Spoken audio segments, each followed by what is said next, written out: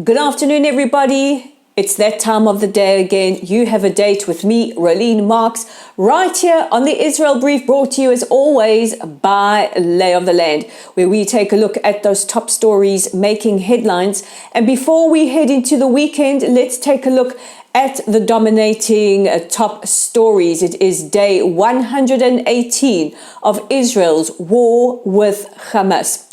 We start with news about the hostage negotiations. These are ongoing, but we do have reports that the head of Hamas's political bureau, Ismail Haniyeh, is in Cairo in Egypt, where he is heading a delegation.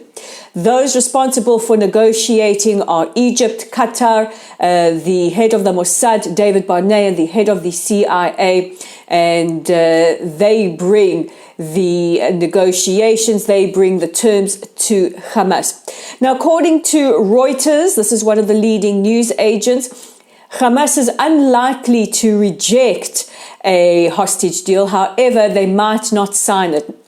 I don't know what that means, because to me, if you reject something, you don't sign something.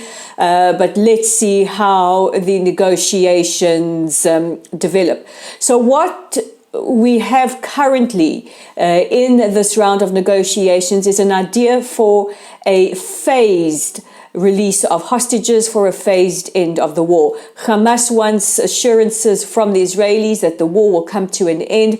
Yesterday, meeting with families of the hostages, Prime Minister Netanyahu said that Israel is absolutely committed to really getting all the hostages back, however, not at the price of Israel's security. He says there are two main goals of this war. One is the release of all hostages, that is the priority, and the second is the complete dismantling of Hamas. We, of course, want a situation where our citizens, many of whom are internal refugees, can return to their homes in the south from those communities that have been evacuated, and citizens that come from the north can return there. So this phase deal would see the first phase, which would be a release of the 130 plus hostages, and we don't know what that's in exchange for. We presume it's for prisoners here in Israel. And then phases from there, which would see a secondary release of Israeli soldiers held hostage, and then finally a return of the bodies of the hostages that were executed by Hamas either on the 7th of October. The bodies of many were taken into the Gaza Strip or during being held hostage. It's just, in Hebrew we say, bilti nitfas. Absolutely unfathomable.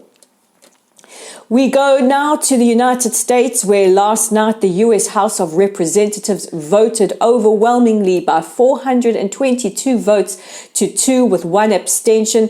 The two not voting are, surprise, surprise, Cori Bush and Rashida Tlaib, voting in that any representatives from Hamas, the Palestinian Islamic Jihad, and anybody who participated actively or passively in October the 7th will be barred from entry into the US. Now, this also involves quite a significant amount of PLO members. The PLO is the armed wing of the PA, and one of the senior PA officials, Hussein al-Sheikh, has objected to this, saying that this is a violation of their recognition by the United Nations as the official sole representative of the Palestinian people, and he is demanding clarification from America. From the Northern Hemisphere to the Southern Hemisphere, we go back to South Africa. South Africa in the news, relations between Israel and South Africa. I won't even say they're frosty. I would say they are ice cold.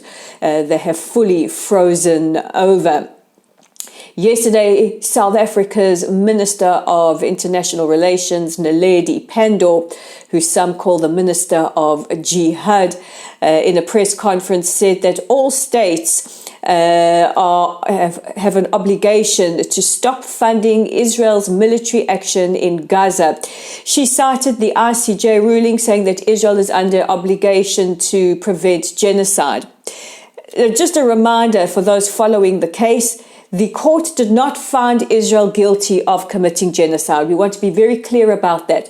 If the court believed that Israel was committing a genocide, they would have called for an immediate ceasefire. What they said was that Israel is obligated to prevent a ceasefire, and found that South Africa had plausibility to bring their cases, not because there is genocide happening, but because of the what we call prima facie, that there is the issue of dispute between the two countries. Took me a while to fully understand that. I spoke to several international lawyers. That was explained to me. However, this is the Minister of Foreign Affairs trying to prepare a new battlefield to fight Israel with. And of course, we know that the majority of countries around the world stand with Israel's right to defend her citizens. Added to that yesterday was a very, very nefarious inference by South African President Cyril Ramaphosa in a press conference, saying that, South Africa, what he calls moral stance against Israel, will upset many foreign powers who might seek to meddle in domestic issues, especially with elections coming up, and try and force a regime change. That is a diabolical statement, because we know who he is inferring to. We know that he is inferring to either the United States or the State of Israel, and basically accusing them of election tampering before the elections have even happened. Absolutely diabolical. And finally, in South Africa, local councillor in Johannesburg, Daniel Shea, attended a meeting of the councillors yesterday. He was speaking about the situation in Orange Farm, an area inside Gauteng, which is the province where Johannesburg is situated. Daniel wore a blue and white tie that had a Star of David, a Magen David on, and a member of the EFF tried to call into question, saying he had an emblem. The brave councillor stood up and said, if you have a problem with Jewish symbols, he says it's a Star of David, you need to speak up if you have a problem with Jewish symbols. And he was very ably defended by a councilwoman who said that the rights, all religious rights, are protected under South Africa's constitution. But of course, looking in, and as a Jew myself, the minute there is questioning of Jewish symbols and kind of the intimation that they are a bad thing, we're heading down a very, very slippery slope. If you are South African and you're watching this broadcast, please make sure that you vote in the upcoming elections, that South Africa deserves a better future than the one that it could be heading towards. And finally, we go to the north of Israel, where the Northern Horizon, this is the directorate under the Ministry of Defense for the North, assessed damage earlier today by the constant rocketing and shelling from Hezbollah terrorists in the south of Lebanon onto Israeli positions. 427 houses have been damaged, 80 of them directly. Of course, we want a situation, as I said earlier, where citizens from the north can return to their homes safely, but there has been a significant exchange of fire. Hezbollah, also an Iranian-sponsored proxy, firing anti-tank missiles and rockets into the north of Israel. The Israeli Army and Air Force responding by striking Hezbollah targets in the south of Lebanon.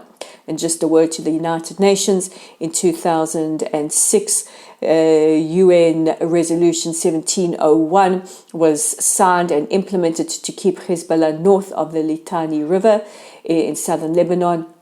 United Nations, fulfill your mandate. And that brings me to the end of today's edition of the Israel Brief. As you can see, still very chilly here in Israel. So this weekend we plan to all snuggle up. However, tomorrow, many of us South African immigrants here in Israel will be in the city of Ra'anana, We will be protesting against the ANC government, and we will also be standing in solidarity with our community in South Africa. If you're watching this and you're from Israel, be outside Yad Labanim in Ra'anana tomorrow at 10 a.m. Bring your flags, bring your pride, bring your voice. And for those who are not in Israel and want to hang out with us at the Israel Brief, please don't forget to check out our website at www.layoftheland.online. Our Facebook page is at Lottel's site. Our YouTube channel is at the Israel Brief. You guys know what to do. Like, share, subscribe, and send us a Shabbat Shalom wish. And we're on X, got it right today, at Lay of the Land 5. So guys, wherever you are around the world, have a wonderful weekend. Stay safe. Have a good rest. Shabbat Shalom. Take care of yourselves. Take care of each other. Snuggle up tight. And I will see you on Monday. Bye for now.